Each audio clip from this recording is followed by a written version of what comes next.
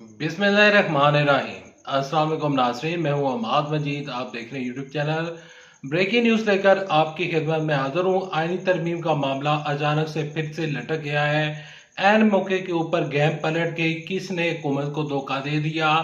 आज पार्लिमानी कमेटी का इजलास हुआ, वो इजलास क्यों मुलतवी हुआ और वो इजलास कल होने जा रहा है, हुकूमत को कौन धोखा दे रहा है और तहरीक इंसाफ के सेनेटर्स के बारे में और MNAs के बारे में जो खबरें सामने आ रही थी कि वो हुकूमत का साथ देंगे, अब उसके ऊपर फाइनल खबर सामने आ गई है और अचानक से ही गेम पलट गई है। सबसे पहले बात करते हैं पार्लिमानी कमेटी का जो इजलास था वो मुलतवी क्यों हुआ। देखिए, पार्लिमानी कमेटी का इजलास एक तरफ जारी था, दूसरी जानब मौलाना फजल रहमान साहब की और आज नवाज शरीफ साहब की मुलाकात हुई है और मौलाना फजल रहमान साहब जो हैं वो अब क्लियर हो चुके हैं। उन्होंने फैसला सुना दिया है कि वो आईनी तरमीम में जो है वो वोट देंगे, लेकिन आईनी तरमीम के जो फाइनल मसौदा है, जो आईनी मुजवजा है, वो अभी सामने नहीं आ रहा और ना ही हम मीडिया वालों को दिखाया गया और ना ही वो कोई पब्लिश किए गए। चंद एक बातें समझ आती हैं, चंद एक बातें जो है वो सामने आती हैं और चंद जो चीज़ें वो सामने आती हैं कि क्या अगर नए कानून जो है पास किए जाएंगे। लेकिन आज जो पार्लिमानी कमेटी का इजलास हुआ, उस इजलास में भी एक ये कि फाइनल जो ड्राफ्ट है वो उस चीज़ को सामने आना चाहिए। तो दूसरी जानब अचानक से चंद लोग जो हैं वो हुकूमत का साथ छोड़ गए हैं।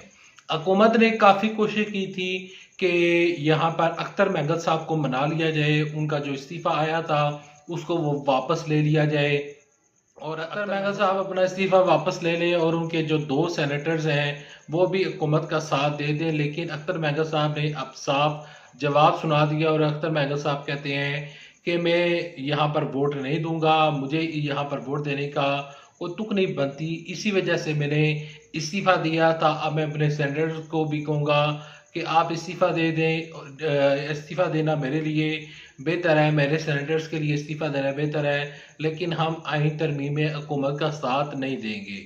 2 वोट यहाँ पर हुकूमत के कम हो गए हैं और दूसरी जानब से अख्तर महंगल साहब भी हुकूमत का साथ नहीं दे रहे, तो 3 वोट हुकूमत के पहले ही टूट चुके हैं। अब जो ताज़ा तरीन सिचुएशन है कि यहाँ पर चंद खबरें सामने आ रही थी कि तहरीक इंसाफ के चंद लोग, जिसमें नाम सामने आ रहा था कि शिबली फराज साहब, इसके अलावा डॉक्टर जरका साहिबा और 3-4 और बंदे टूट चुके हैं, ये खबरें सामने आ रही थी। लेकिन आज सेनेटर शिबली फराज साहब ने इस चीज़ के ऊपर काफ़ी शदीद रद्द-ए-अमल देते हुए कहा, कहते हैं कि जो यूट्यूबर्स और जो साफ़ी ये खबरें दे रहे हैं कि हमारे MNAs और हमारे सेनेटर्स टूट चुके हैं, वो कहते हैं हमारे सेनेटर और हमारा कोई भी MNA जो है वो नहीं टूटा और ना ही हम हुकूमत के हक में कोई फैसला सुनाने जा रहे हैं। तहरीक इंसाफ के सारे लोग वो एक जगह पर मुत्तहिद हैं कि हमने इस आईनी तरमीम में हुकूमत का साथ नहीं देना।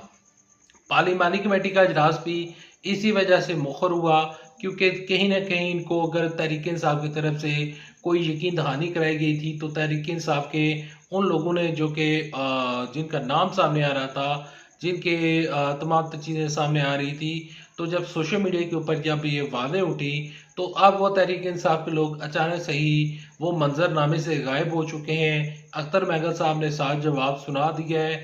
तो अब हुकूमत के तकरीबन, अगर मैं अपना अंदाज़ा लगाऊं तो तकरीबन हुकूमत के पास 7 से 8 वोट जो हैं वो कम पड़ रहे हैं। तो इसी वजह से अब हुकूमत ने अपनी जो हिकमत अमली है चेंज कर दी है। बताया जा रहा है कि एक ही दिन में सेनेट में और कौमी असम्बली में इस आईनी तरमीम को पास करवाने की कोशिश की जाएगी, लेकिन अभी भी हुकूमत के पास जो मतलूबा नंबर्स हैं वो पूरे नज़र नहीं आ रहे। Thanks for watching this video. अल्लाह हाफिज़। पाकिस्तान जिंदाबाद। अफवाज पाकिस्तान जिंदाबाद।